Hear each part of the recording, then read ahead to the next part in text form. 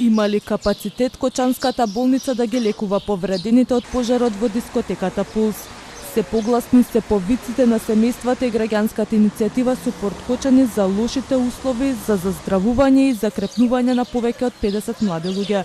Медицинските лица го прават невозможното, но ограничени се со лекувањето, вели во интервју за Радио Слободна Европа Марко Димитриев и додава дека сами барале помош од други земји за да се изработат компресивни облеки како ракавици, стегачи за нозе, гради, лице и за врат, помагала кои треба да им помогнат за побрзо да оздрават. Сега во моментот во Кочанската болницата условите не се толку задоволителни за тие деца, значи има деца што се со отворени рани, имаме информации дека имаме деца со бактерии, имаме со некои инфекции, така да условите укочени ние можеме да ги поканеме сите институции да дојдат и да видат, ќе ги прошетаме низ болницата, да видат каква е ситуацијата и дека тие деца се лекуваат, значи тоалетите у болницата да ги видат, да видат каква е структурата таму, дали има потреба од санација, пошто ние имаме реалната слика, ние сме таму, комуницираме со децата, со родители, со засегнати, со сите.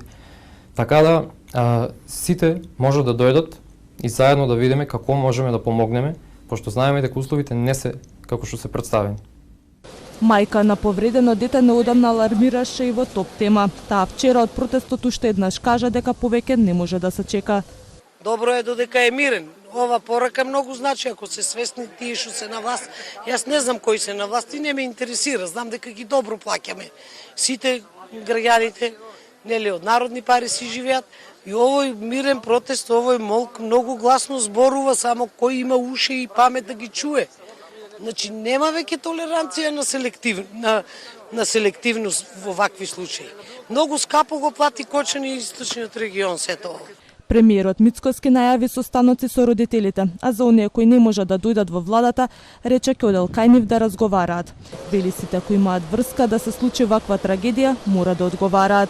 За условите во Кочанската болница и дали ќе ги слушна барањата на семејствата, прашавме и во Министерството за здравство, но не добивме одговори.